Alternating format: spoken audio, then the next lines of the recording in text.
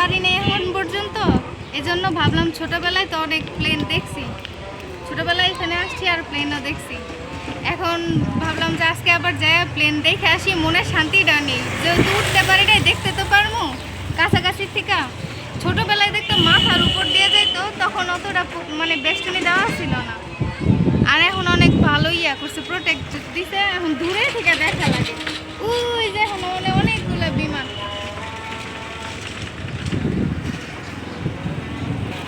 আপনারা সাথে আমার সাথে থাকেন, আপনাদেরও দুই একটা বিমান দেখাইতেছে।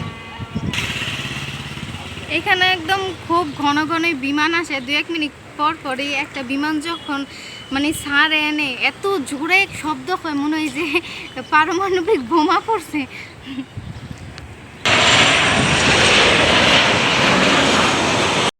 এই যে একটা প্লেন মানে চোখের পলকেই গেল গো, হয়তো বা আপনাদেরকে অল্প একটু দেখাইতে পারছি। দেশ তো উন্নত হয়েছে, এজন্য 1-2 মিনিট পর পরই বিমান আসতেছে। এক একটা বিমান কি একদম বিশাল।